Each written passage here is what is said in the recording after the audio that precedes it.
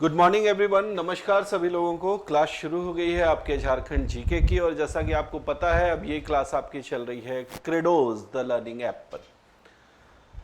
तो दोस्तों, आज की क्लास जो है ये हम इंट्रोडक्शन ऑफ झारखंड से शुरू कर रहे हैं। पिछली क्लास मैंने एक ओरिएंटेशन क्लास ली थी जिसमें मैंने बस आपको सिर्फ इस चीज़ से परिचित कराया था कि आने वाली क्लासेस में हम किस तरीके से झारखंड जीके के किन किन पहलुओं पर ध्यान देंगे, किन किन पहलुओं को देखेंगे, किन पर विचार करेंगे। आज से मैं एक फॉर्मल क्लास जो है वो शुरू कर रहा हूँ, और इसमें मैं एक एक कर झारखंड के जो अलग अलग इम्पॉर्टेंट एस्पेक्ट्स हैं, परिचय के द्वारा मैं आपको ये बताऊंगा कि किस तरीके से झारखंड राज्य को हमें देखना है और क्या क्या चीज़ें महत्वपूर्ण हैं जो हमें याद रखना है। ठीक है, तो इस पर एक चर्चा करेंगे, और इस चर्चा को जो है वो आप एक एक करके जो है वो नोट भी करते चलेंगे। उससे पहले मैं छोटा सा एक इंट्रोडक्शन फिर से आज देना चाहूँगा। क्रेडोज का जो लर्निंग ऐप है, इस पर आप अलग अलग तरीके के कोर्सेज के लिए जा सकते हैं। क्रेडोज पर जो आपको कोर्सेज प्रोवाइड किए जाएंगे वो कोर्सेज बेसिकली यूपीएससी यानी आईएएस से रिलेटेड कोर्स होंगे, स्टेट पीसीएस से रिलेटेड कोर्स होंगे, डिफेंस से रिलेटेड कोर्स भी यहाँ पर आपको अवेलेबल कराए जाएंगे, टीचिंग के जो एग्ज़ाम होते हैं उससे रिलेटेड कोर्स अवेलेबल कराए जाएंगे, और उसके अलावा इस प्लेटफॉर्म पर आपको मिलेंगे 10th और 12th के बोर्ड से रिलेटेड जो कोर्सेज हैं वो भी आपको यहाँ पर आने वाले समय में अवेलेबल मिलेंगे। ठीक है, तो इनमें से किसी भी कोर्स के लिए कोई भी व्यक्ति इच्छुक हो तो वो संपर्क कर सकता है, जो भी फ़ोन नंबर गिवन है उस पर। ठीक है, क्रेडोज पर जैसा कि मैंने बताया है आपको कि एक टीचर का पूरा समूह है यहाँ पर जो अलग अलग सब्जेक्ट्स के लिए स्पेशलाइज्ड है। तो वो सारे टीचर्स जो हैं वो यहाँ को पर आपको अलग अलग तरीके से अलग अलग सब्जेक्ट्स के लिए ट्रेन करेंगे। ठीक है, चलिए अब हम आते हैं अपने इस पोर्शन पर जिसको हम कह रहे हैं कि ये झारखंड का परिचय है, और झारखंड का परिचय हम किस तरीके से देखते हैं इसको थोड़ा सा हम समझने का प्रयास करेंगे कि झारखंड राज्य का गठन जो हुआ है वो किस प्रकार से हुआ है।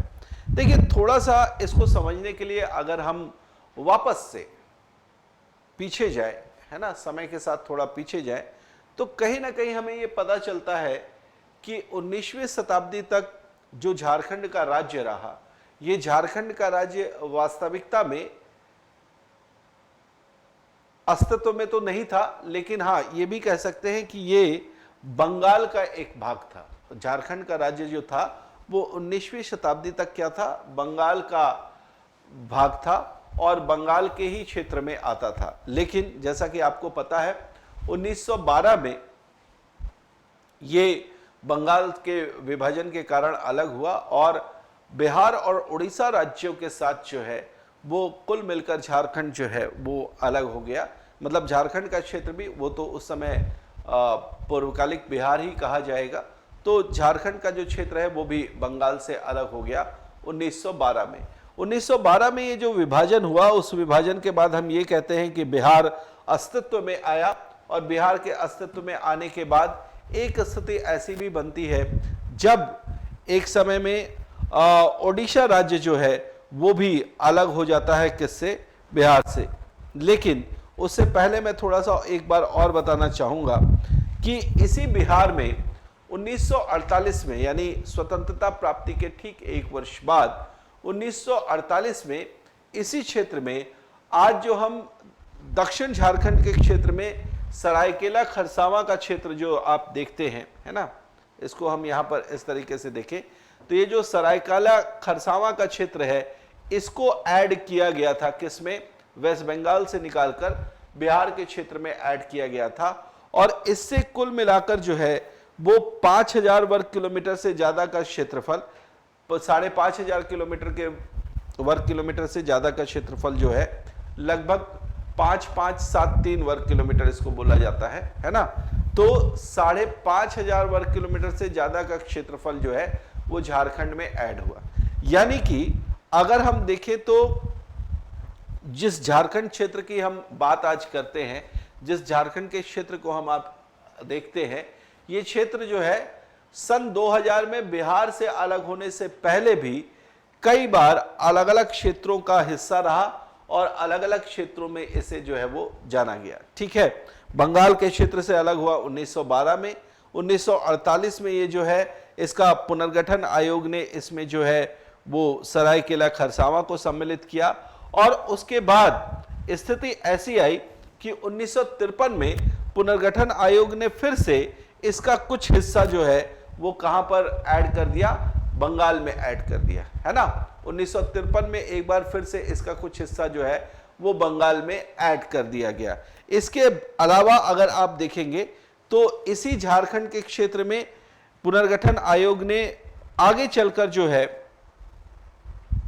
वो ओडिशा को अलग किया, और 3 बार विभाजन के बाद जब बिहार का कुल क्षेत्रफल 1,74,038 वर्ग किलोमीटर रह गया, तो उसमें से आप समझ सकते हैं कि ये जो है जो क्षेत्र 2000 में हम देख रहे हैं, है ना, सन 2000 में जब झारखंड का क्षेत्र अलग हुआ तो झारखंड को कुल मिलाकर 79,714 वर्ग किलोमीटर का क्षेत्रफल मिला, जिसके साथ ये राज्य जो है वो अलग रूप में नजर आता है। तो झारखंड की जो स्थिति है मानचित्र पर, जब आप झारखंड को देखते हैं भारत के मानचित्र पर, तो भारत के मानचित्र पर झारखंड की स्थिति थोड़ी सी अलग, थोड़ी सी भिन्न नजर आती है। वो भिन्न इसलिए नजर आती है क्योंकि इस क्षेत्र की जो चौहद्दी है, इसका जो चारों तरफ का विस्तार है, वो विस्तार अपने आप में बड़ा यूनिक सा दिखाई देता है। एकदम मतलब आप अगर देखेंगे तो ये एक चौकोर शेप में या चौकोर आकार में ये पूरा राज्य दिखाई देता है। हालांकि इस तरीके से इसके 2-3 विस्तार जो हैं वो अलग अलग इस तरीके से नीचे या ऊपर की ओर जो है वो दिखाई देते हैं। तो हम एक एक करके इन सारी चीज़ों पर थोड़ा सा नज़र डालते हैं, इसकी चौहद्दी पर नज़र डालते हैं, भारत में इसकी जो अवस्थिति है उसके बारे में बात करते हैं। तो मैं यहाँ से एक पेज लेता हूँ और इस पर हम सबसे पहले बात करेंगे कि झारखंड राज्य जो है उसका गठन कब हुआ और किस तरीके से हुआ। ठीक है,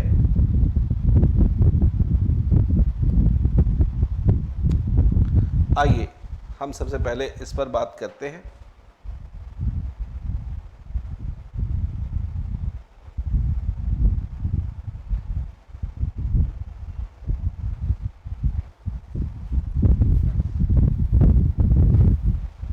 आज का हमारा जो चैप्टर है ये है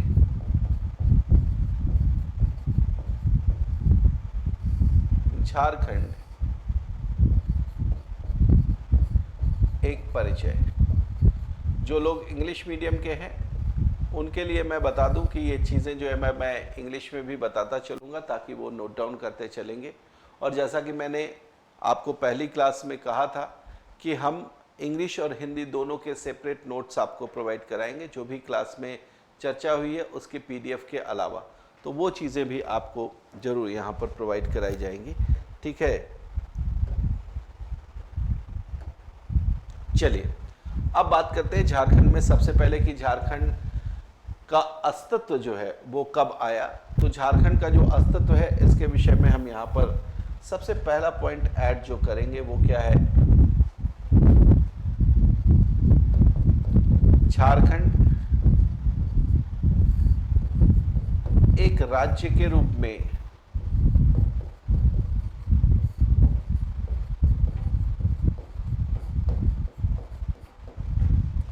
15 नवंबर सन 2000 को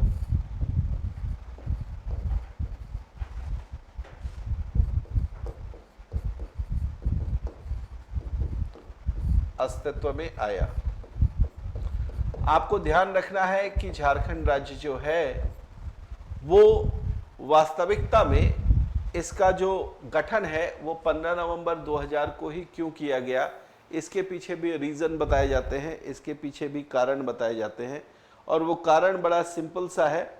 वो कारण ये बताया जाता है कि झारखंड राज्य जो है इसका गठन एक ऐसी तारीख को रखना आवश्यक था जो कि झारखंड के निवासियों के लिए एक महत्वपूर्ण तारीख हो, और झारखंड के निवासी उस तारीख के अंतर्गत झारखंड के उस वीर पुत्र को भी याद रखें जिस वीरपुत्र का एक बहुत बड़ा योगदान रहा झारखंड को के एकीकरण में और झारखंड के लिए स्वतंत्रता संग्राम में हिस्सा लेने के लिए। ठीक है, तो 15 नवंबर की जो तारीख है,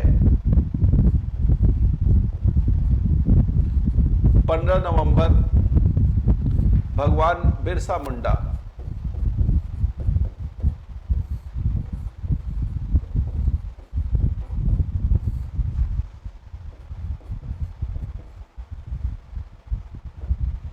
भगवान बिरसा मुंडा के जन्म की तिथि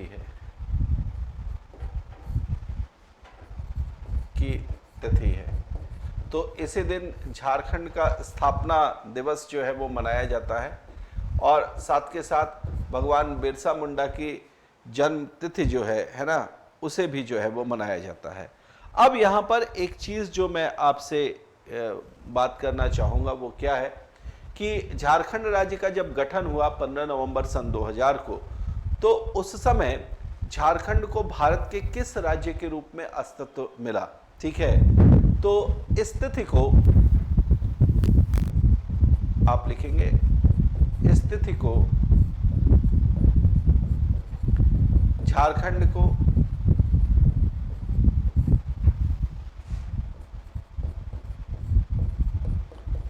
भारत के 28वें राज्य,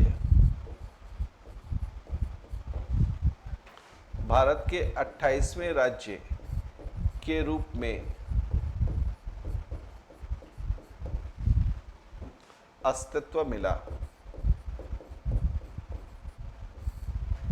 ठीक है, किस रूप में अस्तित्व मिला इसे, तो कहा गया कि भारत के 28वें राज्य के रूप में अस्तित्व मिला। हालांकि आज के संदर्भ में अगर आप बात करेंगे तो ये बहुत स्पष्ट है कि भारत में जो कुल राज्यों की संख्या है वो कितनी है। अगर भारत में कुल राज्यों की संख्या पर आप थोड़ा सा नज़र डालेंगे तो भारत में राज्यों की जो संख्या है, इसको मैं यहाँ पर इस ब्रैकेट में लिख रहा हूँ। ठीक है,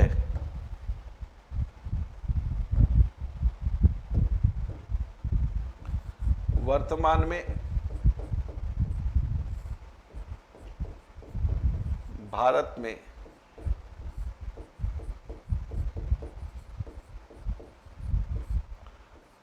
कुल 28 राज्य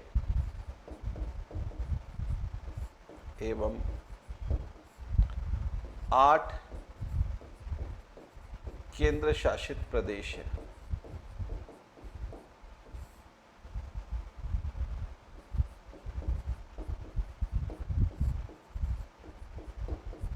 ठीक है, ये जो आप यहाँ पर बात कर रहे हैं कि भारत में कुल कितने राज्य हैं और भारत में कुल कितने केंद्र शासित प्रदेश हैं, अगर इनकी चर्चा आप करेंगे तो थोड़ा सा यहाँ पर आपको ध्यान ये रखना पड़ेगा कि भारत में जो हैं वो 28 राज्य और 8 केंद्र शासित प्रदेश हैं। ये 28 राज्य किस तरह से हुए, देखिए सन 2000 में जब झारखंड, उत्तराखंड और छत्तीसगढ़ जैसे राज्यों का निर्माण हुआ, उसके बाद की स्थिति पर भी थोड़ा सा गौर करने की आवश्यकता है। उसके बाद की स्थिति क्या है कि सन 2014 में, ठीक है, सन 2014 में एक और नए राज्य का गठन हुआ, जिस नए राज्य को हम तेलंगाना के नाम से जानते हैं। 1 जून 2014 को भारत का 29वां राज्य बना, जिस 29वें राज्य को हम तेलंगाना के रूप में जानते हैं। तो निश्चित रूप से झारखंड 28वां राज्य था और उसके बाद 29वें राज्य के रूप में हमने तेलंगाना को अस्तित्व दिया।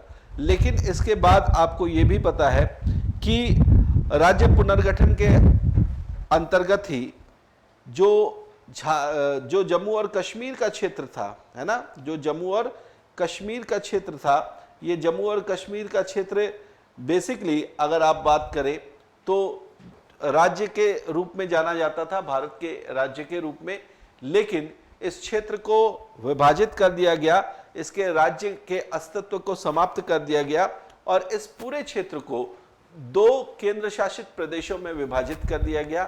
पहला केंद्र शासित प्रदेश लद्दाख और दूसरा केंद्र शासित प्रदेश बना जम्मू और कश्मीर का केंद्र शासित प्रदेश। तो कुल मिलाकर जो भारत में 29 राज्य बने थे 2014 तक, उसमें से एक राज्य का विघटन हुआ और उसके विघटन के बाद 2 केंद्र शासित प्रदेश बन गए। उसी अगर 2014 की मैं बात करूं तो उस 2014 में एक चीज और स्पष्ट आती है आंकड़ों में, वो क्या है कि 29 राज्य तो बने। यहां पर मैं लिख देता हूं कि 2014 में क्या स्थिति थी। सन 2014 में जो स्थिति थी कि भारत में 29 राज्य थे और 29 राज्यों के साथ साथ यहां पर जो थे 7 केंद्र शासित प्रदेश थे। 7 केंद्र शासित प्रदेश थे। ठीक है, जब भारत में यह स्थिति बनी कि जम्मू और कश्मीर क्षेत्र का विघटन हुआ, तो जम्मू और कश्मीर क्षेत्र के विघटन के बाद भारत में राज्यों की संख्या हो गई वापस से 28, है ना। जम्मू और कश्मीर,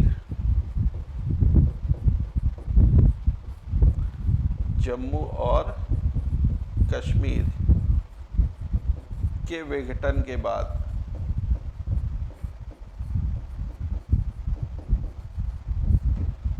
ठीक है, तो यहां से 2 चीजें बन गई। क्या बनी? 28 राज्य बन गए, 28 स्टेट्स बन गए। और उसके बाद हमारे पास जो केंद्र शासित प्रदेशों की संख्या हो गई वो हो गई 9। लेकिन उसी के कुछ दिनों के बाद एक और अंतर आता है, और अंतर ये आता है कि भारत के पश्चिमी क्षेत्र में जो 2 केंद्र शासित प्रदेश थे, एक केंद्र शासित प्रदेश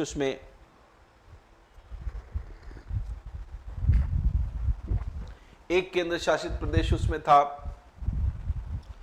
दमन और दीव, और दूसरा केंद्र शासित प्रदेश था दादरा नगर और हवेली। ठीक है, तो ये जो 2 केंद्र शासित प्रदेश अलग अलग थे पश्चिमी क्षेत्र में, इन दोनों केंद्र शासित प्रदेशों को मिलाकर एक केंद्र शासित प्रदेश, मतलब नाम पूरा रहा दादरा नगर हवेली एवं दमन और दीव, लेकिन इसको पूरा कुल मिलाकर एकीकृत कर दिया गया और एक केंद्र शासित प्रदेश में बांट दिया गया। तो उसके बाद आप यहां पर लिख सकते हैं दादरा नगर हवेली, दादरा नगर एवं हवेली,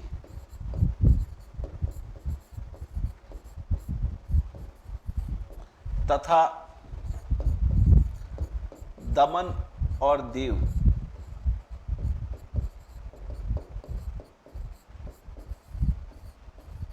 के एकीकरण के बाद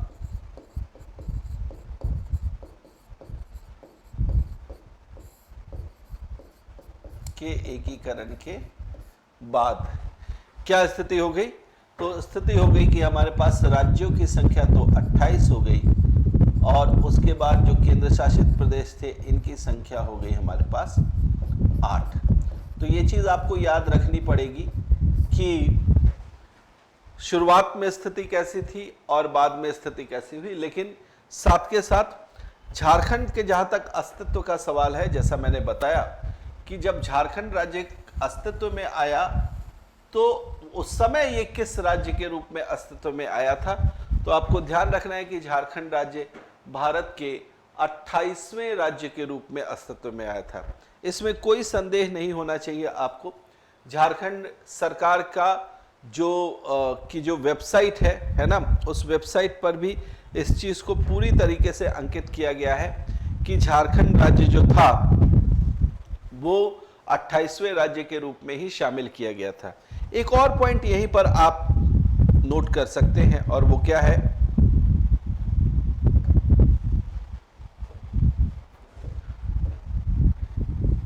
झारखंड राज्य का गठन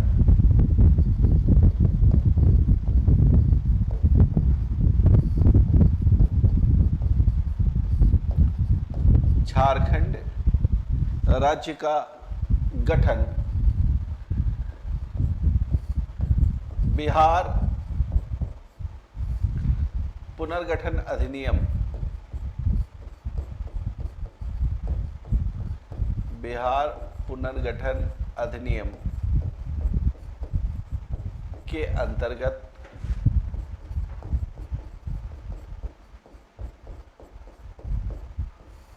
अंतर्गत किया गया था।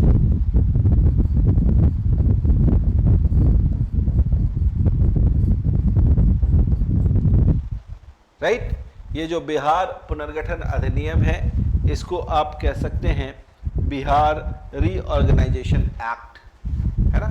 इसको आप क्या कह सकते हैं, इसको आप कह सकते हैं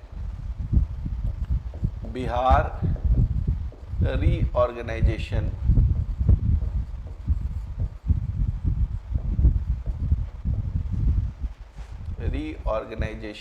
एक्ट। इसके तहत जो है वो झारखंड राज्य का गठन किया गया और इस झारखंड राज्य के गठन के साथ ही एक नया राज्य जो है वो सामने आता है भारत में, जिस नए राज्य के लिए जो है वो काफी ज्यादा संघर्ष की स्थिति जो है वो देखने को मिलती है। ठीक है, हालांकि झारखंड के हम अन्य पहलुओं पर भी विचार करेंगे, लेकिन यहां पर मैं बात करना चाहूंगा उन पहलुओं की जो मैंने अभी थोड़ी देर पहले आपसे चर्चा की कि झारखंड का एक राज्य के रूप में अस्तित्व में आने से पहले कितनी बार जो है वो पुनर्गठन की स्थिति आई या कितनी बार जो है वो विभाजन हुआ। ठीक है, तो इसमें आप लिख सकते हैं, ठीक है, इसमें आप लिख सकते हैं 19वीं शताब्दी से 19वीं शताब्दी से पहले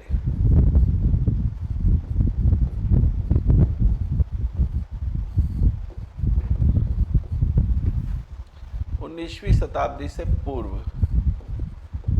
झारखंड का क्षेत्र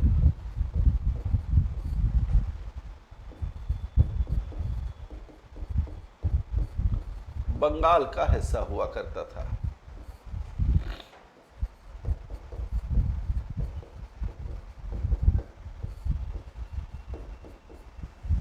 ठीक है, इसके बाद क्या हुआ, इसके बाद 1 अप्रैल 1912 को 1 अप्रैल 1912 को बिहार के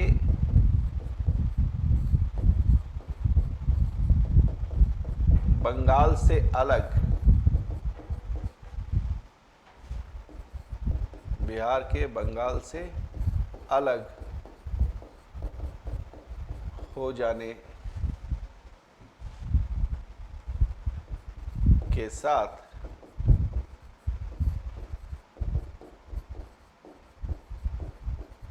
झारखंड का क्षेत्र भी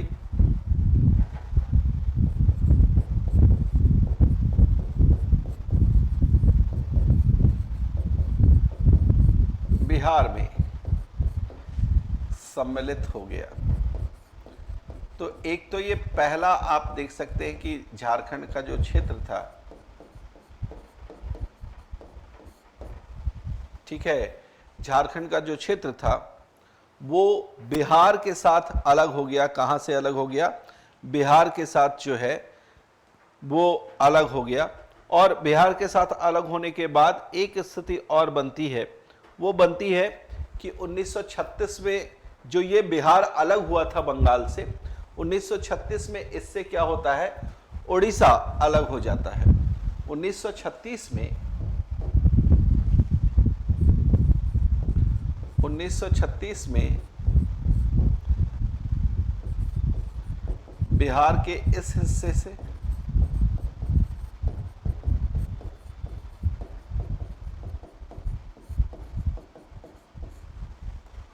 ओडिशा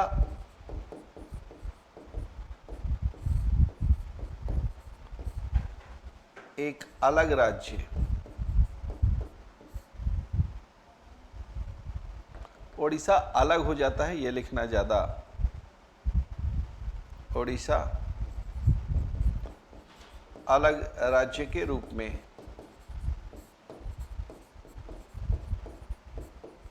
अलग राज्य के रूप में अस्तित्व में आ जाता है,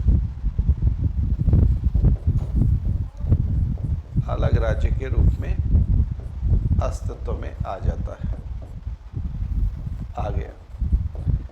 इसके बाद 1948 में एक और आप कह सकते हैं कि अंतर आया। और वो 1948 का अंतर क्या था, मैंने थोड़ी देर पहले आपको बताया था कि 1948 में एक और चेंज आया कि इस जो बिहार का क्षेत्र था, इसमें बंगाल के क्षेत्र से दो क्षेत्रों को अलग करके जो है वो मिलाया गया। ठीक है, 1948 में क्या किया गया,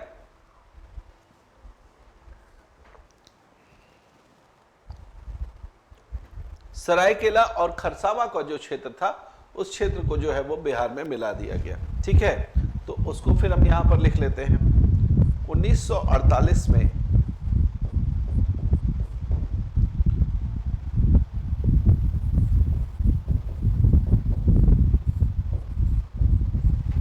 बिहार के इस हिस्से में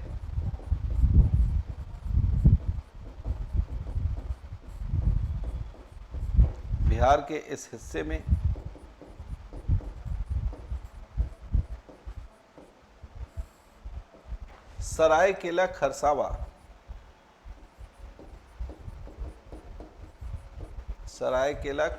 को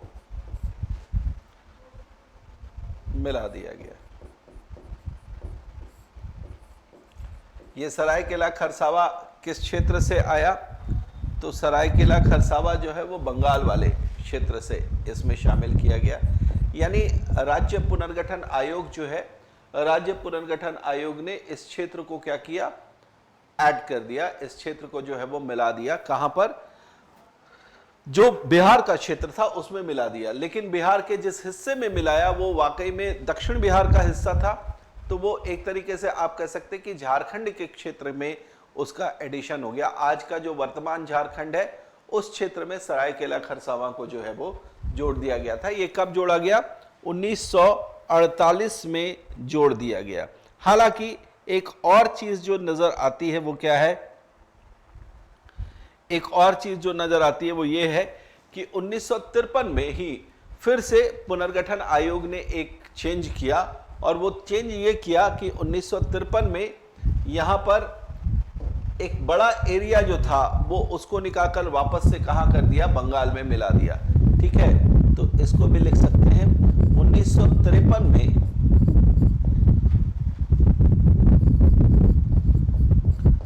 पुनर्गठन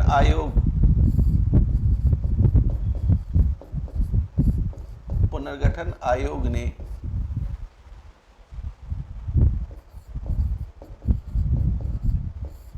बिहार के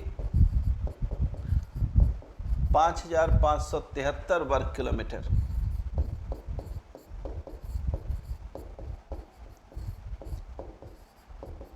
क्षेत्रफल को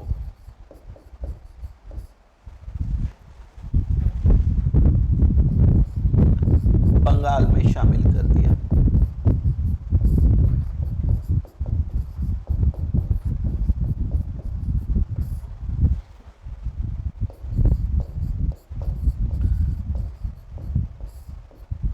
ठीक है, तो ये जो बंगाल में शामिल होने की स्थिति आपको दिखाई दे रही है, यहां पर मैं थोड़ा सा इसको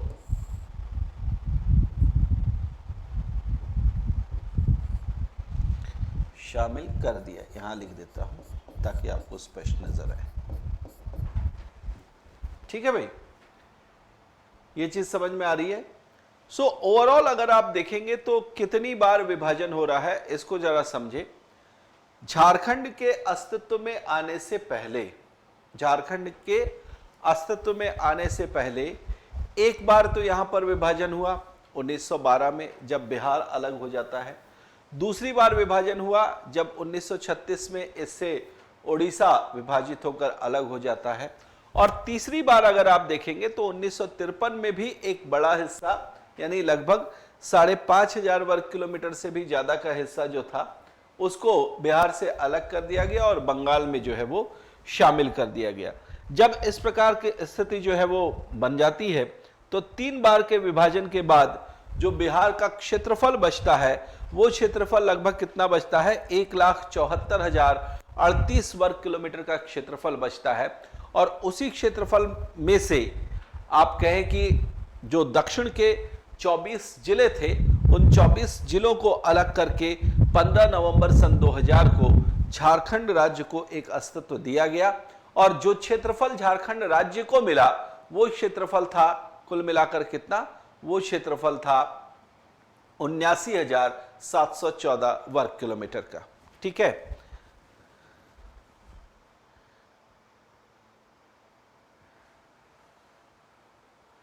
ओके यहां पर हमारे पास जो कुछ कमेंट दिखाई दे रहे हैं, उन कमेंट्स में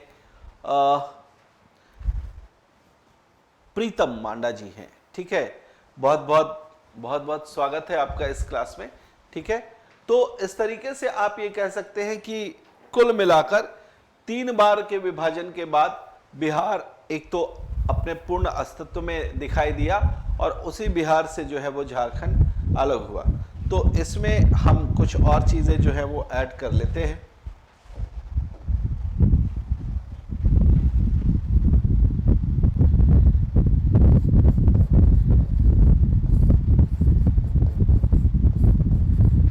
बार के विभाजन,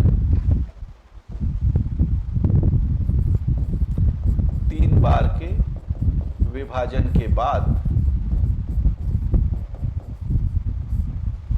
3 बार के विभाजन के बाद बिहार का कुल क्षेत्रफल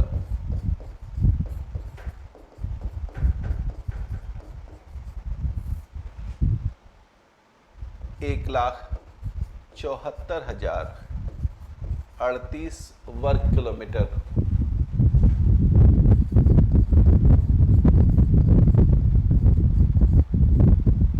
बच जाता है।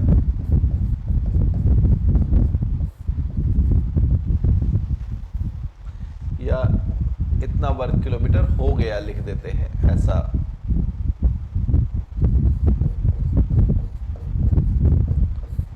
जिसमें से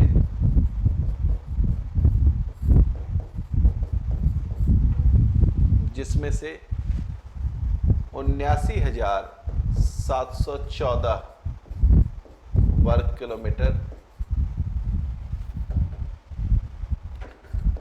किलोमीटर के साथ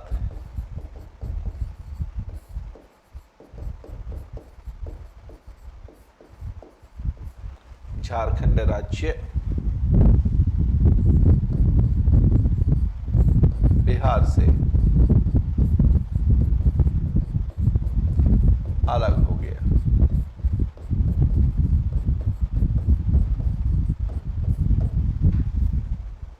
ठीक है, तो ये हमें दिखाई देता है कि किस तरीके से जो झारखंड राज्य है वो अलग हो गया। कहां से अलग हो गया भाई? तो ये अलग हो गया बिहार से। अब सवाल ये आता है कि झारखंड राज्य को जो इसका नाम मिला वो किस कारण से मिला? तो ये सभी को पता है कि झारखंड राज्य जो है वो नाम जो है वो इसलिए आया, एक तरीके से जो झार शब्द है इसका जो मीनिंग है वो है वन का, है ना, और खंड जो कि आप पार्ट कह सकते हैं। तो एक ऐसा क्षेत्र जहां पर वन संपदा ज्यादा है या वन की स्थिति ज्यादा है, उसके बेसिस पर, उसके आधार पर इस क्षेत्र का नाम क्या दिया गया? झारखंड नाम दिया गया। और इसी झारखंड के क्षेत्र को आप इसके वन संपदा के लिए और वन क्षेत्र में रहने वाले जो यहाँ के लोग हैं, यहाँ के जो आदिवासी हैं, उनके लिए आप इस पूरे क्षेत्र को जानते हैं। जहां तक इसमें हम सवाल देखते हैं कि क्या क्या प्रश्न पूछे जाते हैं इंट्रोडक्शन से, तो बहुत सारे प्रश्न यहां पर बनते हैं। एक तो अगर आप देखें तो झारखंड का भौगोलिक विस्तार, है ना, झारखंड का भौगोलिक विस्तार जो है वो किस प्रकार का है, इस पर एक प्रश्न पूछा जाता है। क्या पूछा जाता है कि झारखंड का भौगोलिक विस्तार कहां कहां तक है? झारखंड का भौगोलिक विस्तार, ये इस भौगोलिक विस्तार से क्या मतलब है, इसको थोड़ा सा आप समझेंगे और ये भी समझने का प्रयास करेंगे कि इसमें जो हम आंकड़ों का इस्तेमाल करेंगे, इसमें जो हम आंकड़े यूज करेंगे, वो आंकड़े किस चीज की तरफ इंगित करते हैं। ठीक है, सबसे पहले तो मैं आपको बताना चाहूंगा कि झारखंड के भौगोलिक विस्तार को समझने से पहले हम अपने देश यानी भारत के भौगोलिक विस्तार के बारे में थोड़ा बात करें। देखिए, इस पृथ्वी पर जब भी हम बात करते हैं कि कोई ऐसा क्षेत्र, इस पृथ्वी पर जब भी हम बात करते हैं कि कोई ऐसा क्षेत्र जो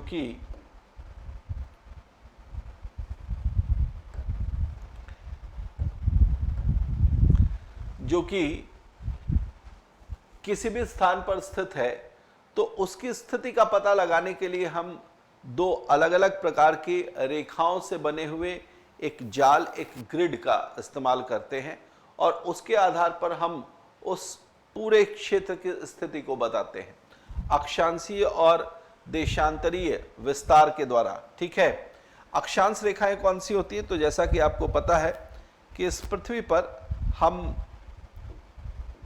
ऐसी रेखाओं को खिंचा हुआ तो नहीं देख पाते, लेकिन हाँ इतना जरूर है कि हमने सहूलियत के लिए कि कौन सा क्षेत्र कहाँ है और कितने विस्तार के साथ उसको हम देख पाते हैं, हमने इस पूरी पृथ्वी को कई सारी रेखाओं के साथ, जो काल्पनिक रेखाएं हैं उनके साथ विभाजित कर दिया और ऐसी रेखाओं को हम जो है वो ग्लोब या मानचित्र पर या मैप पर या एटलस पर जो है वो देखते हैं। ठीक है, आपको मैं बताऊं कि यहाँ पर जैसे हमने पूरी पृथ्वी को जो है वो इस प्रकार की कुछ रेखाओं से विभाजित कर दिया। ये जो रेखाएं मैं खींच रहा हूं ये वास्तविकता में क्या है? अक्षांश रेखाएं हैं। क्या है भाई? अक्षांश रेखाएं इनको बोलते हैं। और ये रेखाएं नहीं है बल्कि क्या है? ये वृत्त है। चूंकि ये पिक्चर 2 डायमेंशनल है इसलिए सामने से आपको ये रेखा के रूप में दिखाई दे रही, लेकिन वास्तविकता क्या है कि ये पूरा एक घेरा बना रही है चारों तरफ मिलकर। ठीक है, चारों तरफ घूमते हुए। तो इससे क्या है कि आपको मिलता है यहां पर वृत्त निर्मित होता हुआ मिलता है। क्या निर्मित होता हुआ मिल रहा है? आपको वृत्त निर्मित होता हुआ मिल रहा है और इस वृत्त के निर्माण के साथ ही आप ये कह पा रहे हैं कि ये जो पूरा ग्लोब है वो कई हिस्सों में विभाजित हो गया। इनको हम क्या बोलते हैं? इनको हम अक्षांश बोलते हैं। मैं यहां पर आपको अक्षांश और देशांतर के विषय में जाकर नहीं बता रहा हूं बहुत ज्यादा, लेकिन इतना जरूर है कि आपको ये पता होना चाहिए कि जब भी आप इस पृथ्वी पर 0 डिग्री यानी एक ऐसी अक्षांश रेखा, एक ऐसा बड़ा वृत्त खींचते हैं जो पृथ्वी के ठीक बीचों बीच आपने खींच रखा है और जिसकी वजह से पूरी पृथ्वी या पूरा ग्लोब जो है वो 2 बराबर हिस्सों में बढ़ जाता है। तो इन हिस्सों में से ऊपरी हिस्से को आप उत्तरी गोलार्ध और निचले हिस्से को जो है वो आप दक्षिणी गोलार्ध बोलते हैं। पर्टिकुलरली इनको आप नॉर्दर्न हेमिस्फीयर या फिर सदर्न हेमिस्फीयर जैसे टर्म्स से जो है वो सूचित करते हैं। ये जो उत्तरी गोलार्ध और दक्षिणी गोलार्ध में बट गया, मान लीजिए हमने ये वाली जो लाइन खींची थी ये बीच की लाइन है, इसको मैं एक दूसरे कलर से जो है वो बना देता हूँ ताकि थोड़ा सा अंतर मिले आपको। ठीक है, चलिए इस लाल कलर का इस्तेमाल कर लेते हैं और ये एक लाइन मैंने खींच दी जो कि इस तरीके से जो है वो विषुवत रेखा को प्रदर्शित कर रही है। ठीक है, अब इस लाइन के ऊपर में जितनी भी रेखाएं हैं वो सारी उत्तरी गोलार्ध की रेखाएं हैं और नीचे की रेखाएं सारी दक्षिणी गोलार्ध की रेखाएं हैं। इन रेखाओं में अगर मैं बात करूं तो एक चीज और भी नजर आती है। वो क्या नजर आ रही है कि ये जो रेखाएं हैं इस आधे गोले को कई सारे हिस्सों में बांट रही है और इन हिस्सों में कई सारे क्षेत्र आएंगे। इन हिस्सों में कई सारे अलग अलग क्षेत्र आएंगे जिन क्षेत्रों की पोजीशन आप जो है यहां पर देख सकते हैं। फॉर एग्जाम्पल मैं बात करूं कि अगर हम भारत देश की बात करते हैं तो भारत देश का जो विस्तार हमें दिखाई देता है ना, भारत देश का जो विस्तार हमें दिखाई देता है वो कहाँ दिखाई देता है? विषुवत रेखा से ऊपर के क्षेत्र में दिखाई देता है। और इस वजह से जो भारत है इसको हम ये कह सकते हैं, एक मिनट,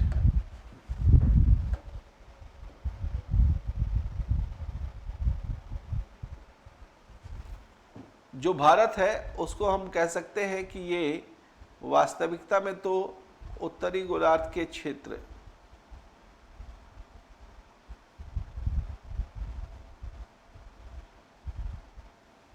काफी नीचे आ गया।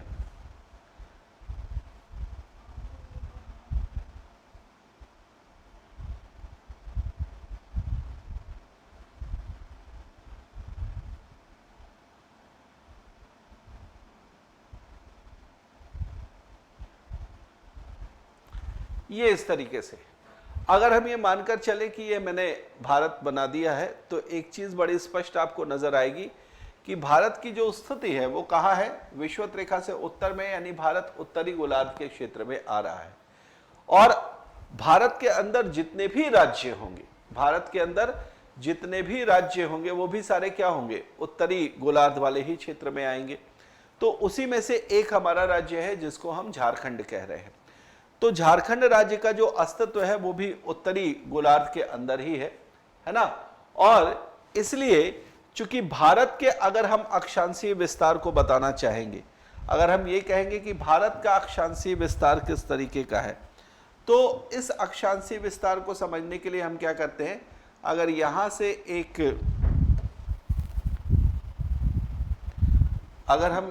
से एक लाइन ड्रॉ कर देते हैं इस तरीके से, है ना, ये लाइन ड्रॉ कर दी हमने, और यहां से एक लाइन ड्रॉ कर दी, और ये कहा कि ये अगर पूरी तरीके से विस्तृत होकर जो है वो अक्षांश रेखाओं के रूप में दिखाई देंगे, ठीक है, पूरी तरीके से विस्तृत होकर जो है ये अक्षांश रेखाओं के रूप में दिखाई देंगे, तो एक चीज़ तो बहुत स्पष्ट हो जा रही है ना कि जो भी अक्षांश रेखा भारत की इस स्थिति को दिखा रही है वो उत्तरी अक्षांश रेखा होगी कहीं ना कहीं। कौन सी अक्षांश रेखा होगी, उत्तरी अक्षांश रेखा होगी कहीं ना कहीं, जो कि भारत के इस क्षेत्र को क्या कर रही होगी, टच कर रही होगी अलग अलग बिंदुओं पर, ठीक है। जैसे इस रेखा ने यहाँ टच किया, और अगर मैं इस रेखा की बात करूँ तो ये रेखा यहाँ तक विस्तृत होकर आ रही है,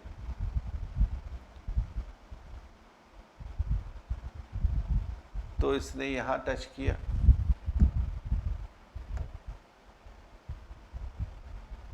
एक मिनट मैं दूसरी रेखा खींच लेता हूँ।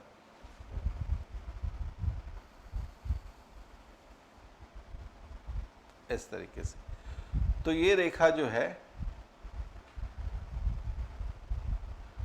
वो उत्तर में टच कर रही है। अब ये जो दोनों अक्षांश रेखाएं हैं, निश्चित रूप से ये क्या है, उत्तरी अक्षांश रेखाएं हैं। कौन सी अक्षांश रेखाएं हैं, उत्तरी अक्षांश रेखाएं, जो भारत के उत्तरी, सबसे उत्तरी बिंदु और सबसे दक्षिणी बिंदुओं को जो है वो छू रही हैं, ठीक है।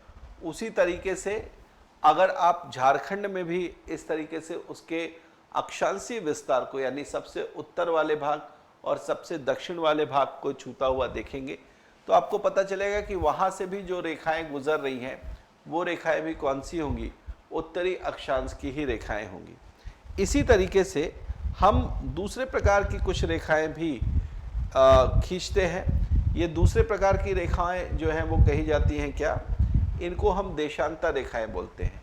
और देशांतर रेखाओं के साथ क्या है स्थिति कि ये रेखाएं हमेशा उत्तरी ध्रुव को दक्षिणी ध्रुव से मिलाती हुई दिखाई देती है ना। कैसे दिखाई देती हैं, उत्तरी ध्रुव को दक्षिणी ध्रुव से मिलाती हुई दिखाई देती है।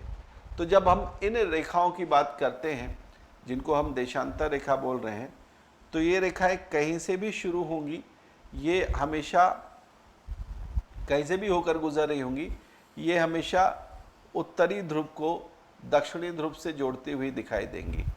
तो अगर हम भारत में से, है ना, भारत के पास से किसी देशांतर रेखा को गुजरता हुआ देखें, तो हम ये कह सकते हैं कि ये देशांतर रेखाएं जो हैं वो मुख्य रूप से ऐसी देशांतर रेखाएं होंगी जो भारत की पूर्व से पश्चिम की स्थिति को बताएंगी।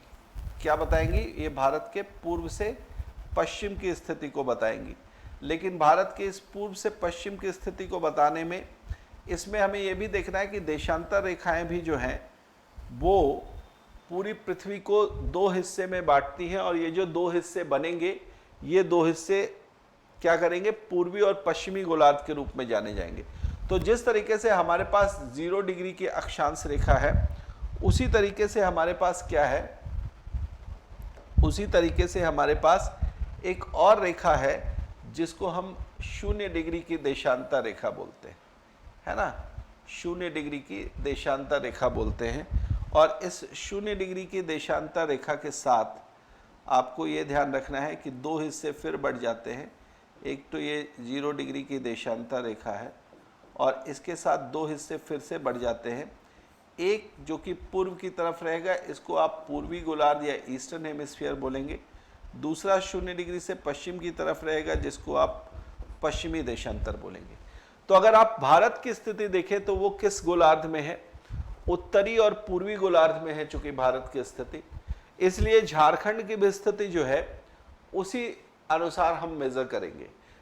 अगर ग्लोब पर देखें तो झारखंड का जो क्षेत्र है वो भी उत्तरी और पूर्वी गोलार्ध में आ रहा है, लेकिन भारत के संदर्भ में अगर आप बात करेंगे तो भी आपको ये दिखाई देगा कि भारत के मानचित्र पर भी झारखंड की स्थिति कहाँ है?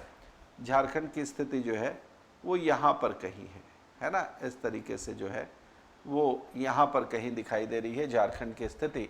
तो झारखंड भारत के एक पूर्वी राज्य के रूप में जाना जाता है। किस राज्य के रूप में? पूर्वी राज्य के रूप में जाना जाता है।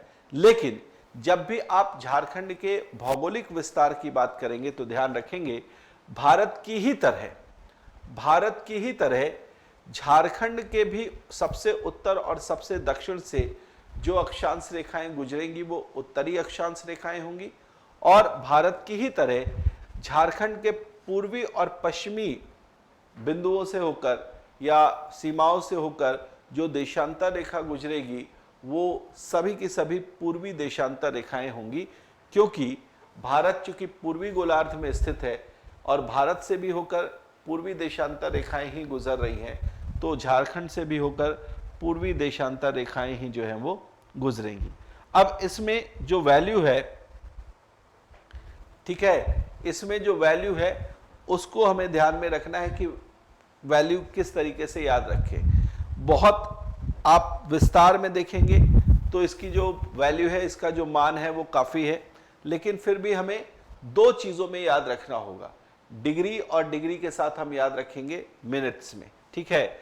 तो झारखंड के भौगोलिक विस्तार में आप देखेंगे झारखंड का उत्तरतम बिंदु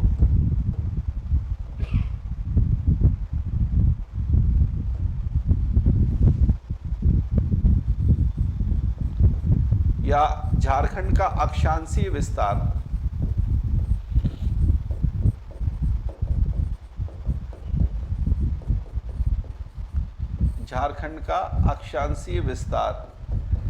कहां से है? तो इसको लिखेंगे 21 डिग्री 58 मिनट 21 डिग्री 58 मिनट उत्तरी अक्षांश से, 21 डिग्री 58 मिनट उत्तरी अक्षांश से कहां तक है? तो ये है 25 डिग्री 18 मिनट उत्तरी अक्षांश, है ना। 25 डिग्री 18 मिनट उत्तरी अक्षांश तक।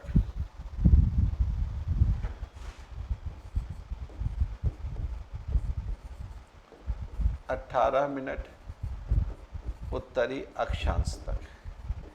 हालांकि इसको कई किताबों में जो है वो बहुत और माइन्यूटली भी दिया गया है, लेकिन ये जो 21, 58 और 25, 18 की जो बात मैंने की है यहाँ पर, एक तो आपको याद रखना है 21 से 25 तक, ठीक है।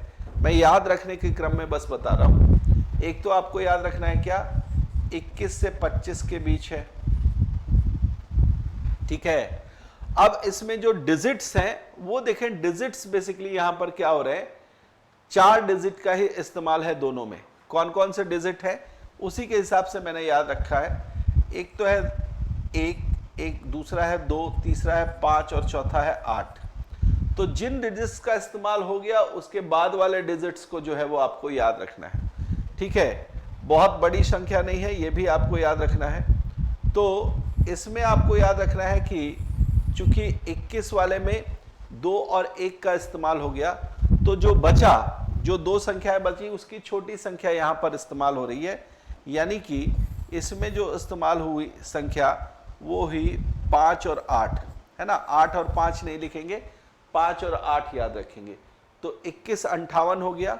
और दूसरा वाला मैंने कहा था 25, तो 25 में 2 और 5 यूज हो गए, तो 2 डिजिट्स जो बच गए वो था 1 और 8, ठीक है। तो तो उससे जो छोटी संख्या बन रही है उसको वहां पर यूज कर लेंगे। 25 के साथ आप यूज कर लेंगे क्या, 18। देखिए कुछ बुक्स में ये आपको 25 डिग्री 19 मिनट भी लिखा हुआ मिल सकता है, 25 डिग्री 19 मिनट भी लिखा हुआ मिल सकता है। तो इससे आप कंफ्यूज नहीं होंगे, ठीक है, इससे आप कंफ्यूज नहीं होंगे। 18 वाला याद रखेंगे, एग्जामिनेशन में 18 और 19 एक साथ नहीं रहेगा, इसका आप पूरी तरीके से आश्वस्त रहें इसके लिए, है ना। और इस बेसिस पर या तो 18 होगा या 19 होगा। तो अगर आपको वहां पर जो है वो 18 की जगह 19 लिखा हुआ मिलता है तो आप 19 वाला टिक कर दीजिएगा। लेकिन मेरे हिसाब से आप याद रखने के लिए इसी डिजिट को याद रखें, ये ज्यादा बेहतर है आपके लिए, ठीक है। कितना, 21 डिग्री 58 मिनट उत्तरी अक्षांश से लेके 25 डिग्री 18 मिनट उत्तरी अक्षांश तक, ठीक है। जो 4 डिजिट है वो है 1, 2, 5 और 8, 1, 2, 5 और 8। इसी से आपको ये अक्षांशीय विस्तार बना लेना है, ठीक है। इसके बाद आइए बात करते हैं देशांतरीय विस्तार की। झारखंड का देशांतरीय विस्तार जो है वो कहां से कहां तक है।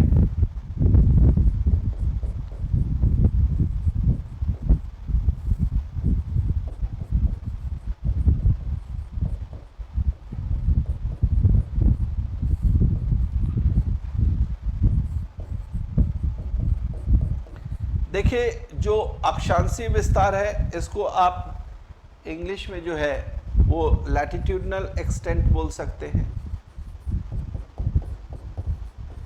Latitudinal extent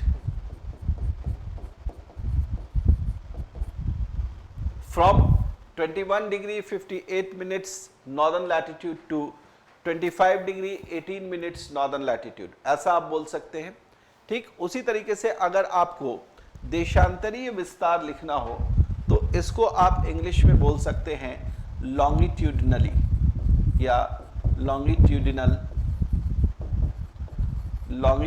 extent.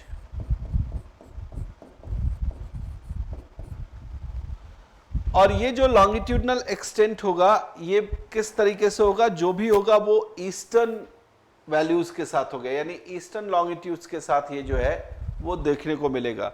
तो ईस्टर्न लॉन्गिट्यूड में अगर आप बात करेंगे तो एक तो आपको याद रखना है कि 83 से 87 तक है। कहां से कहां तक है, 83 डिग्री से लेकर 87 डिग्री तक। अब इसमें आप थोड़ा सा आप अगर इस पर विचार करेंगे तो आपको समझ में आएगा क्या। मैं आपको ऐसे बताता हूं, एक दूसरा पेज लेकर। देखिए भारत का जो मानक देशांतर है,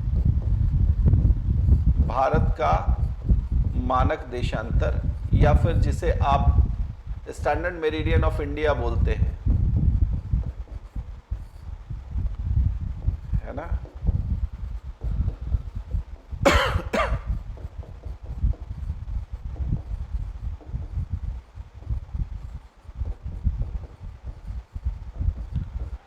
भारत का जो मानक देशांतर है वो क्या है,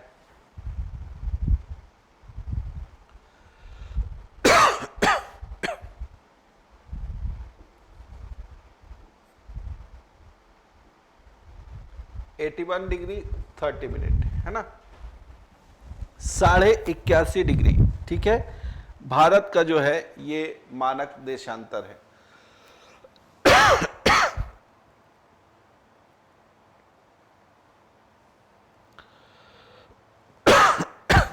82.5 डिग्री, सॉरी, एक मिनट।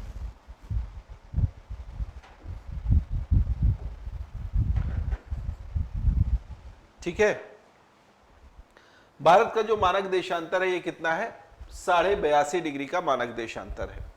अब आप यहां पर ध्यान रखें कि ये मानक देशांतर कहां से गुजर रहा है, ये उत्तर प्रदेश के इलाहाबाद के नजदीक या नैनी के नजदीक से होकर गुजर रहा है। एनसीईआरटी के हिसाब से ये मिर्जापुर के पास से गुजर रहा है, ठीक है। अगर ये चीज भी याद रखें तो झारखंड का जो क्षेत्र है वो निश्चित रूप से क्या है, इलाहाबाद से भी और थोड़ा पूर्व में है। अगर ये लाइन इधर से आ रही है ऊपर से इलाहाबाद से होते हुए तो उसके और पूर्व में है, यानी कि झारखंड का जो देशांतरीय विस्तार होगा वो 82.5 डिग्री से दूर होगा। और ये कहां तक होगा, कहां से शुरू होगा, तो ये थोड़ा सा आप इसको आगे ले जा सकते हैं, और वो कहां आगे आ गया, 83 डिग्री के पास। ठीक है, तो एक तो इसका जो देशांतरीय विस्तार है वो है 83 डिग्री से लेकर 87 डिग्री, मतलब लगभग 4 डिग्री का फर्क है, ये ध्यान रखेंगे आप। लगभग कितना है, 4 डिग्री का फर्क है। चाहे आप अक्षांशीय विस्तार में देखें, चाहे आप देशांतरीय विस्तार में देखें, ये फर्क कितने का आ रहा है, 4 डिग्री का आ रहा है। 83 से 87 या 21 से 25, 4 डिग्री का देशांतरीय विस्तार और 4 डिग्री का अक्षांशीय विस्तार आपको देखने को मिला। ठीक है, उसके अलावा अब यहां पर देखेंगे कितने मिनट, तो यहां पर जो है वो 19 मिनट पूर्वी देशांतर आप लिख सकते हैं। 83 डिग्री 19 मिनट पूर्वी देशांतर, और यहां पर आप लिख सकते हैं 87 डिग्री 57 मिनट पूर्वी देशांतर।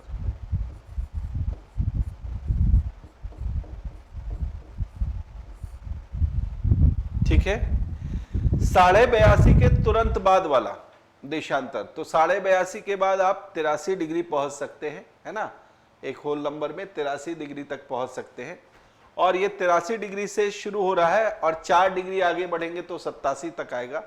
83 से 87 का जो है वो झारखंड का देशांतरीय विस्तार है। इसमें आप ऊपर में 19 डिग्री है तो नीचे 19 या 57, इस तरीके से जो है वो आप याद रख सकते हैं कि उसकी वैल्यू जो है वो मिनट्स वाले में 3 गुना है, और ऊपर वाले में तो आपको डिजिट ही बता दिया कि अगर 21 से 25 तक है 4 डिग्री के फर्क के साथ, तो जो डिजिट है वो है 2, 1, 5 और 8 का। जो बच जाएंगे डिजिट, उससे जो छोटे नंबर्स बनेंगे उन छोटे नंबर्स को यहां पर आप ऐड कर देंगे।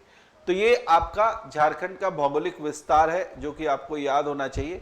कितना है, अक्षांशीय विस्तार जो है वो 21 डिग्री 58 मिनट उत्तरी अक्षांश से लेकर 25 डिग्री 18 मिनट उत्तरी अक्षांश तक है, और देशांतरीय विस्तार 83 डिग्री 19 मिनट से लेकर 87 डिग्री 57 मिनट पूर्वी देशांतर तक है।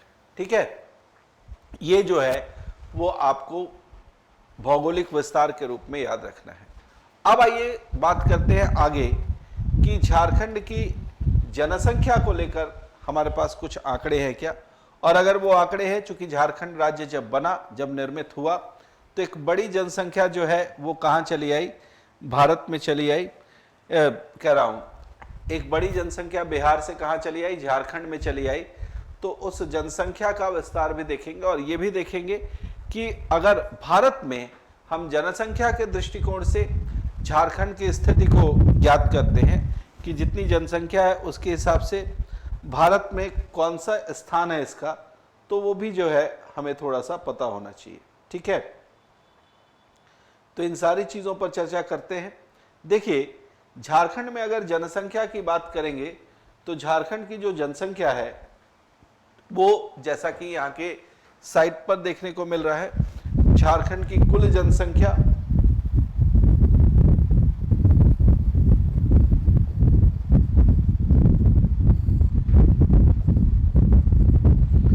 ये जनसंख्या जो है अभी भी हम कहां का लेंगे,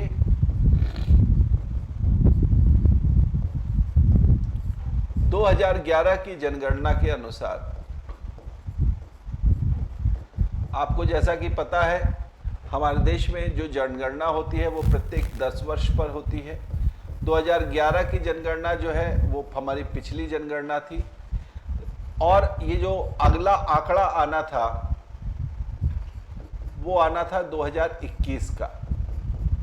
ठीक है, 2021 की जनगणना होनी थी और उसके अनुसार अगला आंकड़ा आना था, लेकिन ये जो 2021 की जनगणना है वो हो नहीं पाई। जैसा कि आपको पता है, कोविड की महामारी की वजह से बहुत सारे कार्य जो है वो रुके रहे, उसमें ये जनगणना का कार्य भी जो है वो रुका रहा।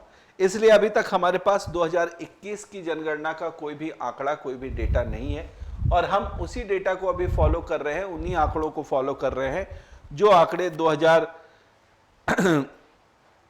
2011 की जनगणना के अनुसार जो है वो देखने को मिले हैं।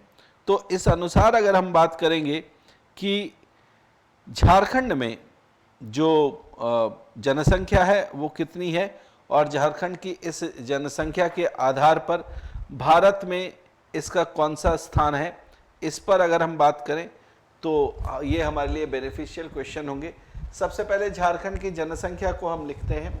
झारखंड की जो जनसंख्या है वो है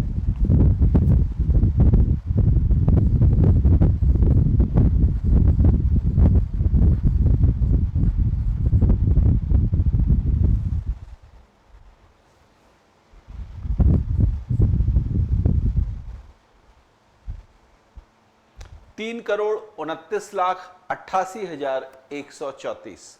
ठीक है, झारखंड की जो कुल जनसंख्या है वो है 3,29,88,134। और इस जनसंख्या में अगर हम बात करें कि ये देश की कुल जनसंख्या का कितने प्रतिशत है, तो आप कह सकते हैं ये देश की कुल जनसंख्या का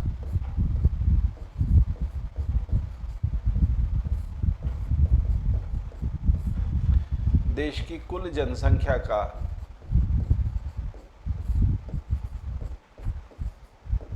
2.72%। ठीक है, देश की कुल जनसंख्या का कितना है, 2.72%।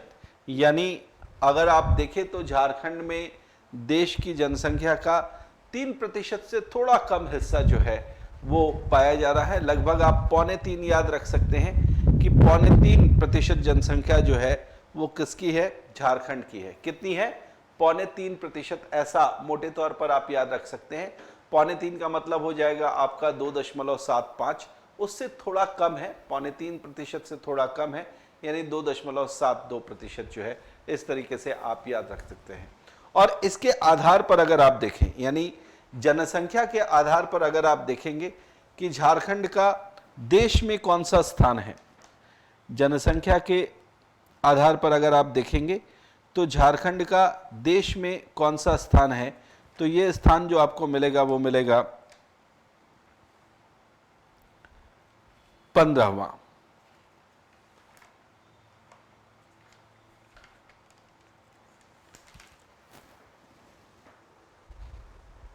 ठीक है, सॉरी 14वां। ठीक है, इस जनसंख्या के साथ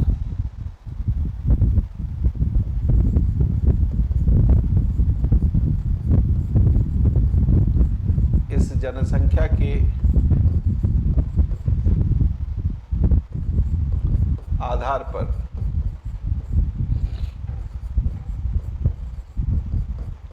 झारखंड राज्य का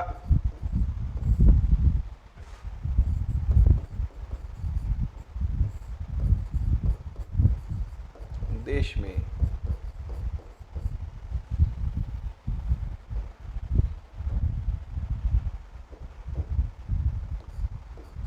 चौदहवां स्थान है।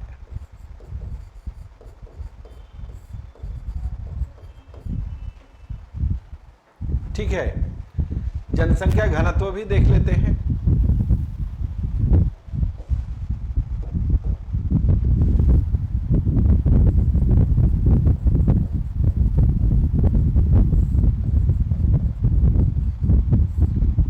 झारखंड राज्य का जनसंख्या घनत्व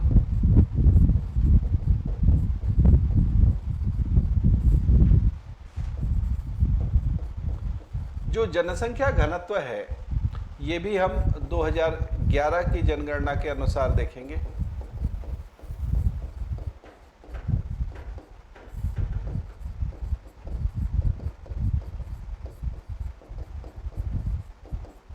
ठीक है, और ये कितनी है, ये है बेसिकली 414 व्यक्ति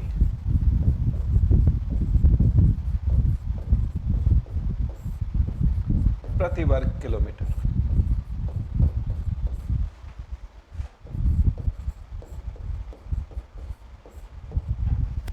चार 414 व्यक्ति प्रति वर्ग किलोमीटर की जनसंख्या के साथ आप देखेंगे कि झारखंड जो है वो देश में जो है वो एक ऐसे राज्य के रूप में है जहां पर मध्यम प्रकार की, एक तरीके से आप कह सकते हैं कि जनसंख्या जो है, जनसंख्या घनत्व जो है वो पाया जा रहा है ना। कैसा जनसंख्या घनत्व पाया जा रहा है?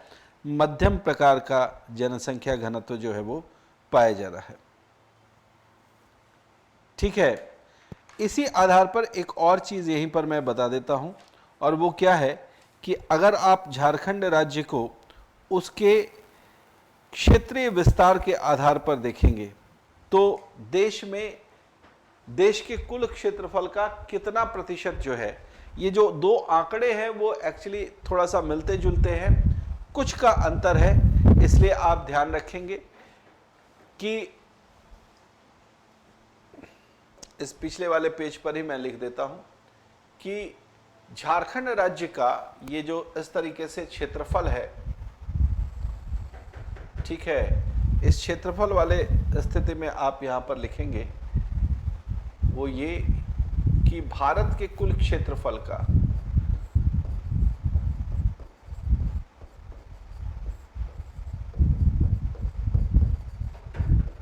ये कितने प्रतिशत है? भारत के कुल क्षेत्रफल का ये 2.42% है। कितना है? भारत के कुल क्षेत्रफल का ये 2.42% है। तो इसको आप कैसे याद रखेंगे?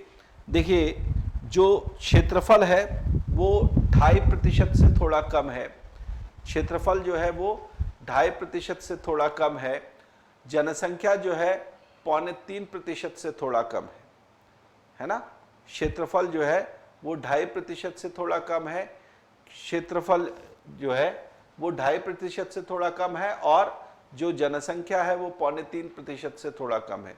2.42% क्षेत्रफल है, 2.72% जो है वो आपका क्या है?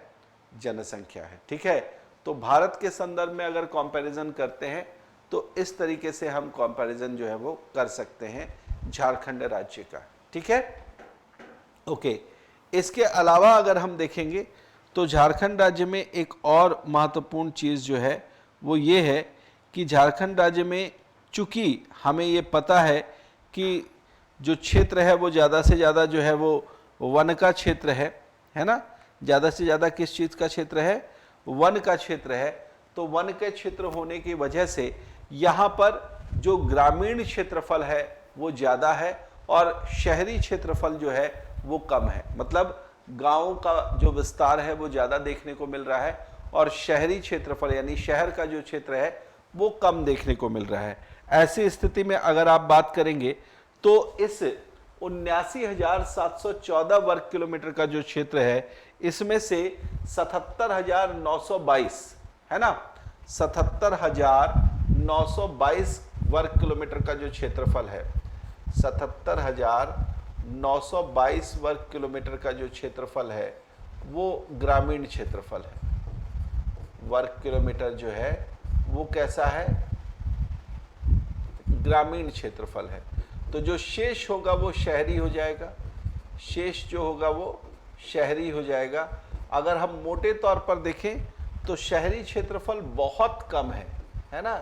झारखंड में जो शहरी क्षेत्रफल है वो बहुत कम है। अगर हम इस आंकड़े को यहाँ पर घटाकर देखें थोड़ा सा, 79,714 में से 77,922 अगर आप घटाते हैं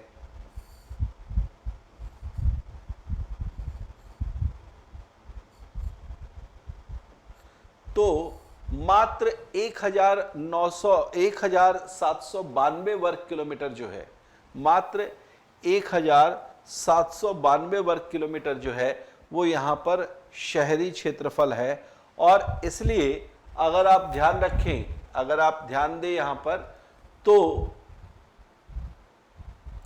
कुल मिलाकर अगर हम देखें तो लगभग 2% के आसपास, 2% भी पूरा नहीं, 1.5% के आसपास का जो क्षेत्रफल है झारखंड का, पूरे झारखंड के क्षेत्र का, वो सिर्फ और सिर्फ शहरी क्षेत्रफल है। बाकी का क्षेत्रफल जो है वो सारा क्या है? ग्रामीण क्षेत्रफल है। तो मैक्सिमम जो है यहाँ पर ग्रामीण क्षेत्रफल ही देखने को मिल रहा है और मात्र, जैसा मैं बता रहा था आपसे, 1,792 92 वर्ग किलोमीटर जो है, 92 वर्ग किलोमीटर जो है, ये क्या है, ये है आपका शहरी क्षेत्रफल। क्या है भाई, ये है आपका शहरी क्षेत्रफल।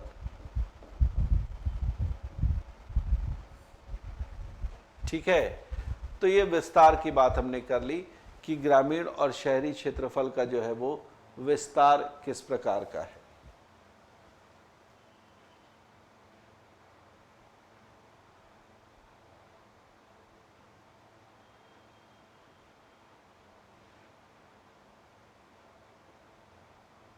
ठीक है, इसी तरीके से मैं जनसंख्या वाले पोर्शन पर आऊं।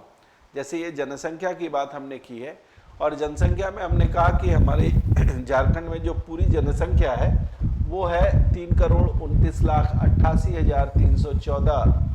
ठीक है, तो इसमें से आप जनसंख्या को भी दो हिस्से में बांट कर देख सकते हैं, दो तरीकों से बांट कर देख सकते हैं। एक तो पुरुष जनसंख्या और महिला जनसंख्या कितनी है, ऐसा करके बांट सकते हैं, और दूसरा आप बांट सकते हैं कि ग्रामीण जनसंख्या और शहरी जनसंख्या कितनी है, इस तरीके से भी आप बांट सकते हैं। ठीक है, दो तरीके से इसका विभाजन हम कर सकते हैं, पुरुष और महिला जनसंख्या कितनी है, ठीक है, और इसके अलावा ग्रामीण और नगरीय जनसंख्या कितनी है, इन दो आधारों पर हम चर्चा कर सकते हैं। तो सबसे पहले हम बात करें कि झारखंड के कुल जनसंख्या का कितना प्रतिशत जो है वो पुरुष जनसंख्या है। ठीक है,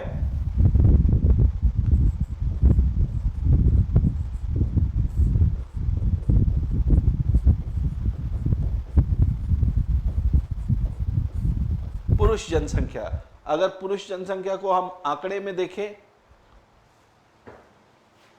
तो वो कितना है,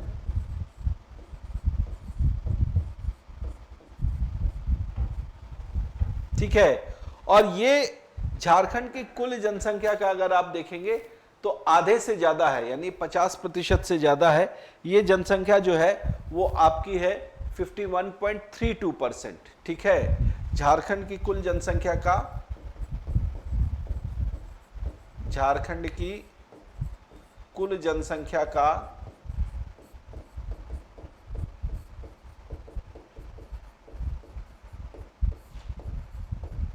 झारखंड की कुल जनसंख्या क्या, 51.32%। ठीक है, एक तो ये याद रखना है कि पुरुष की जनसंख्या कितनी है, तो पुरुष की जनसंख्या आधे से ज्यादा है, 51 से ज्यादा है, यानी शुभ वाले अंक से भी ज्यादा है। ठीक है, कितना, 51.32%। उसी तरीके से महिला जनसंख्या की बात करते हैं। महिला जनसंख्या,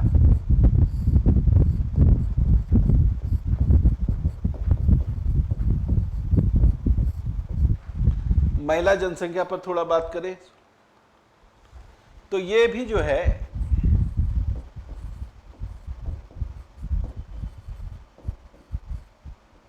आपको कुछ इस प्रकार दिखाई दे रही है, मतलब 1,60,00,000 यहां पर है और 1,69,00,000 वहां पर है। तो अगर आंकड़ों के हिसाब से देखें तो ये जो 16 है वो सामने हमें दिखाई दे रहा है, लेकिन इसमें आप देखेंगे कि झारखंड की कुल जनसंख्या का ये कितना है,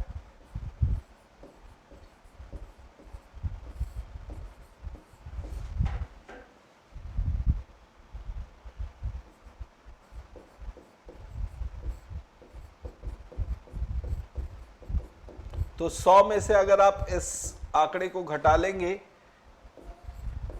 तो आपको मिल जाएगा 48.68%, है ना। 48.66% जो है वो आपको मिल जाएगा, क्या, वो आपको मिल जाएगा महिला की जनसंख्या। ठीक है, महिला की जनसंख्या कितने प्रतिशत है और पुरुष की जनसंख्या कितने प्रतिशत है। आप एक याद रखेंगे, दूसरा वाला अपने आप याद हो जाएगा, या आप निकाल भी सकते हैं। अगर पुरुष की जनसंख्या का प्रतिशत याद रखें तो महिला की जनसंख्या का प्रतिशत जो है वो आप आसानी से निकाल सकते हैं। पुरुष की जनसंख्या का प्रतिशत जो है वो है 51 क्या बताया था आपको, 51.32,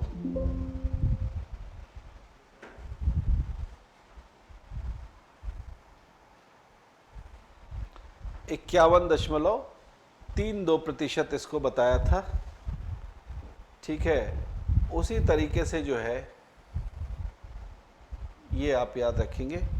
ठीक है, उसी तरीके से जो है वो महिला वाला को 100 में से आप घटा लेंगे तो आपको मिल जाएगा, महिला वाला जो है वो आपको मिल जाएगा 48.68%। ठीक है, इसके साथ आप देख सकते हैं।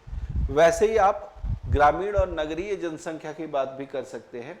ग्रामीण जनसंख्या जो है ये लगभग आपकी कितनी हो जाएगी, 75% के आसपास, है ना। 75% से थोड़ा ज़्यादा जो है वो ग्रामीण जनसंख्या मिल रही है।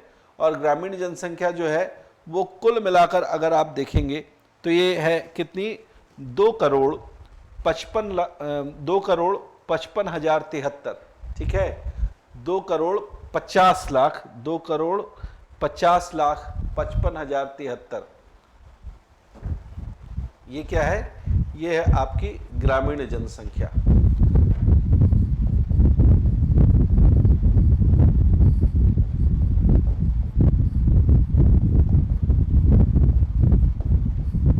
ग्रामीण जनसंख्या ये कितनी है, 2,50,55,073।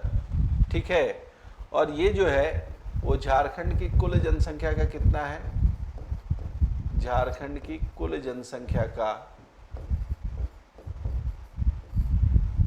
झारखंड की कुल जनसंख्या का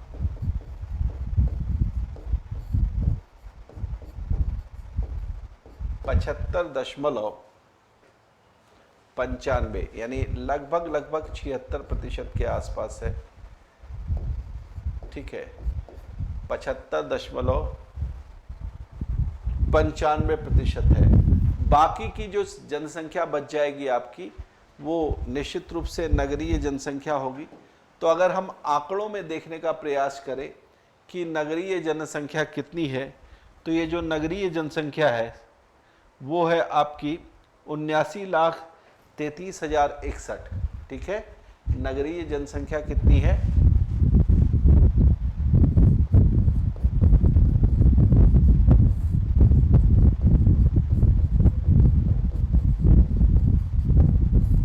ये है आपकी 79,33,000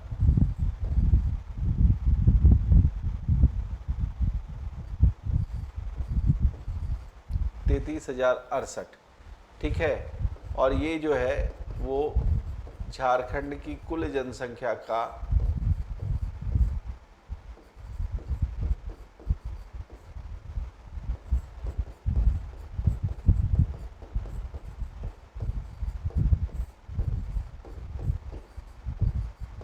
24.05%। अच्छा, एक चीज आप देखें कि झारखंड में जो नगरीय क्षेत्रफल है वो बहुत, ये 68 की जगह 61 है, थोड़ा सा आप ध्यान रखेंगे। ठीक है, 61 है। ठीक है, 79333061 ये है आपकी नगरीय जनसंख्या। मैं जो आपका छोटा सा कंपैरिजन आपको बताना चाह रहा था वो कंपैरिजन ये है, जैसा कि हमने पीछे यहाँ पर देखा है कि झारखंड में जब हम नगरीय क्षेत्रफल की बात कर रहे हैं, है ना, नगरीय क्षेत्रफल की बात कर रहे हैं, तो वो कितना है, वो बहुत कम है। नगरीय क्षेत्रफल जो है वो मैंने बताया आपको कि ये लगभग जो है वो 1.5% के आसपास है। लेकिन इस 1.5% के क्षेत्र में भी अगर आप देख पा रहे हैं तो जो जनसंख्या है वो काफ़ी रह रही है। मतलब कुल जनसंख्या का 1/4 हिस्सा लगभग जो है वो शहरी क्षेत्र में रह रहा है या नगरीय क्षेत्र में रह रहा है, और ग्रामीण क्षेत्र में 3/4 जो जनसंख्या है वो रह रही है। तो इससे अनुमान ये है कि जो शहरी क्षेत्र है उसमें निश्चित रूप से जो जनसंख्या घनत्व होगा वो बहुत ज़्यादा होगा, और उस जनसंख्या घनत्व के कारण क्षेत्र में जो है वो कई सारे स्थितियां ऐसी देखने को मिलेंगी जहां पर कई सारी समस्याएं उत्पन्न हो रही हैं और उन समस्याओं से काफ़ी ज़्यादा जो है वो दिक्कतें भी नज़र आ रही हैं। ठीक है, बाकी अभी हम थोड़ा सा इस चीज़ पर भी चर्चा करें कि झारखंड में जो है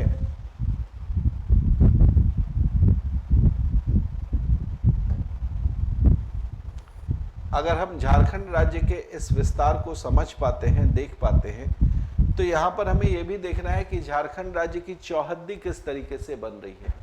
झारखंड राज्य की चौहद्दी का जहाँ तक सवाल है, इसमें आपको ध्यान रखना है कि झारखंड राज्य जिससे अलग हुआ है वो पूरा राज्य इसकी उत्तरी सीमा को बनाता है, और वो राज्य कौन सा है? बिहार का राज्य है।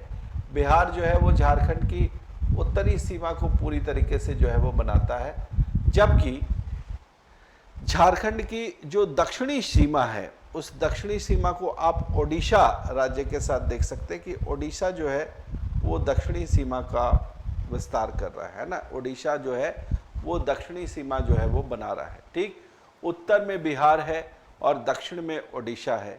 ठीक है, इसके अलावा देखेंगे तो पूर्व का जो क्षेत्र है, पूर्व में पश्चिम वाला पार्ट है, यानी पूर्व में जो है वो आपको वेस्ट बंगाल दिखाई दे रहा है। और अगर पश्चिम में आप आएंगे तो पश्चिम में इसके दो राज्य दिखाई देंगे। मुख्य रूप से तो सर्वाधिक विस्तार किसके साथ है? छत्तीसगढ़ के साथ है, लेकिन वहीं दूसरी ओर उत्तर प्रदेश का जो राज्य है वो भी कहीं ना कहीं इसकी एक सीमा बना रहा है। और अगर आप इनमें देखेंगे, चर्चा करेंगे, तो आपको एक चीज़ और समझ में आएगी कि इस बिहार, ओडिशा, वेस्ट बंगाल, छत्तीसगढ़ और उत्तर प्रदेश के साथ झारखंड के जो 24 जिले हैं उनमें से कौन कौन से जिले हैं, झारखंड के जो 24 जिले हैं उनमें से कौन कौन से जिले किस राज्य की सीमा के साथ टच करते हैं, इस प्रकार के प्रश्न भी आपसे पूछे जा सकते हैं और उन प्रश्नों को भी आपको जो है वो ध्यान में रखना होगा। ठीक है, तो इसमें से अगर आप देखें तो बिहार राज्य के साथ झारखंड के जितने भी उत्तरी जिले हैं वो सारे अपने सीमा को साझा कर रहे हैं, जैसे गढ़वा, पलामू, चतरा, हजारीबाग, कोडरमा, गिरिडीह, देवघर, दुमका, गोड्डा और साहेबगंज। तो इसमें आप जो है वो मिलाकर देखेंगे कि कुल मिलाकर जो है वो 10 ऐसे जिले हैं झारखंड के जो कि बिहार के साथ अपनी सीमा साझा कर रहे हैं। 1 2 3 4 5 6 7 8 9 और 10। तो बिहार के साथ कुल मिलाकर जो है वो 10 जिले है ना। बिहार के साथ कुल मिलाकर जो है वो 10 जिलों की सीमा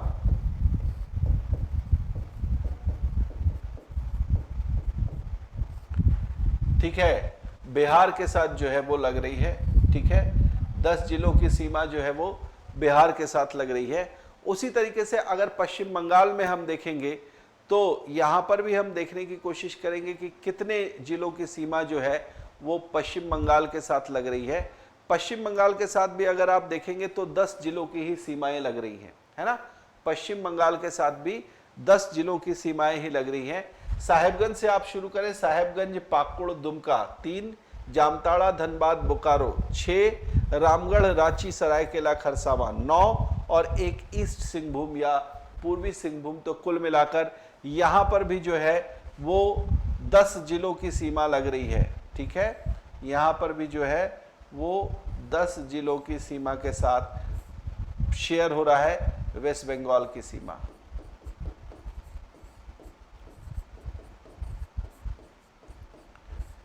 ठीक, वहीं पश्चिम की तरफ अगर हम आ जाए तो पश्चिम की तरफ जो छत्तीसगढ़ का क्षेत्र है वो कितनी सीमाओं के साथ छू रहा है झारखंड को, इसे भी हम देखते हैं। तो पश्चिम में गढ़वा, लातेहार, गुमला और सिमडेगा, ये 4 वो जिले हैं जो कि पश्चिम में छत्तीसगढ़ को छू रहे हैं। ठीक है, 4 जिलों की सीमा जो है, 4 जिलों की सीमा जो है वो छत्तीसगढ़ को छू रही है। वो कौन कौन से हैं? गढ़वा, लातेहार, गुमला और सिमडेगा। लेकिन उसके अलावा अगर आप देखेंगे तो पश्चिम में उत्तर प्रदेश जो है वो मात्र एक जिले की सीमा से टच कर रहा है, एक जिले की सीमा, है ना,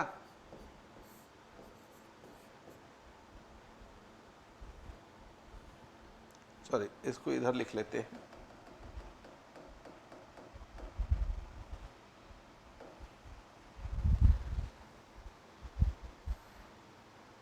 ठीक, यहां पर जो है वो सिर्फ मात्र एक जिले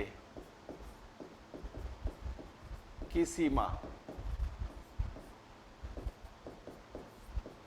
और वो जिला आपका कौन सा है, वो जिला है गढ़वा जिला। वो कौन सा जिला है, इसको भी हम थोड़ा सा यहाँ पर घेरते हैं। जो गढ़वा जिला है वो एकमात्र ऐसा जिला है जो कि यहाँ पर, ठीक है, उत्तर प्रदेश के साथ छू रहा है। और जहां तक सवाल है इस पांचवें राज्य की, जिसकी सीमा झारखंड के दक्षिणी जिलों को टच कर रही है, दक्षिणी जिलों को छू रही है, इनमें आप अगर देखेंगे तो यहाँ पर दक्षिणी जिला कौन सा है आपका, 3 जिले हैं। एक तो देखिए आप 4 जिले हैं, सॉरी, पश्चिमी सिंहभूम, पूर्वी सिंहभूम और सिमडेगा, ये 3 तो आपको दिखाई दे ही रहे हैं। एक छोटा सा क्षेत्र यहाँ पर और टच कर रहा है, वो है सरायकेला खरसावां का। अगर हम थोड़ा सा इस पर ध्यान रखें तो एक चीज और नजर आती है, वो क्या है कि ये जो 4 जिले आपके दिखाई दे रहे हैं, एक तो यहां पर हम लिख लें 4 जिलों की सीमाएं टच कर रही हैं,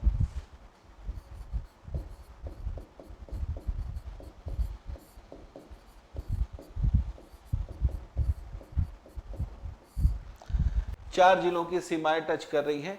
लेकिन एक और चीज बहुत महत्वपूर्ण है, वो क्या है कि जो डेटा हमारे पास आ रहा है उसमें हम देखेंगे कि यहां पर मतलब उत्तर और पूर्व में, उत्तर एवं पूर्व में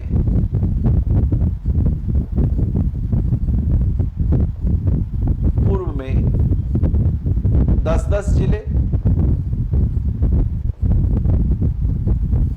ठीक है। उसके अलावा देखें दक्षिण एवं पश्चिम में, दक्षिण एवं पश्चिम में 4-4 जिले, और उसके अलावा अगर हम आप बात करेंगे तो एक कोना जो बनता है हमारा, जिसको आप दक्षिण पश्चिम का कोना कह सकते हैं, तो दक्षिण पश्चिम में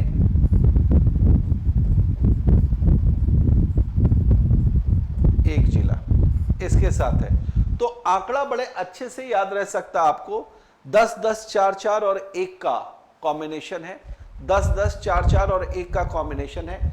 अगर आप उत्तर से क्लॉकवाइज घूमते हुए, है ना, उत्तर से क्लॉकवाइज घूमते हुए अगर आप दक्षिण पश्चिम तक जाते हैं तो आपको क्या मिलेगा, उत्तर में आपको 10 जिलों की सीमा टच होती हुई मिलेगी, फिर पूर्व में आपको 10 जिलों की सीमा टच होती हुई मिलेगी, दक्षिण में 4 जिलों की सीमा टच होती हुई मिलेगी, पूर्व में फिर से छत्तीसगढ़ के साथ 4 जिलों की सीमा टच होती हुई मिलेगी, और जैसे ही आप दक्षिण पश्चिम में जाएंगे तो आपको जो है सिर्फ एक जिला यानी गढ़वा जिले के साथ उत्तर प्रदेश की सीमा टच होती हुई दिखाई देगी।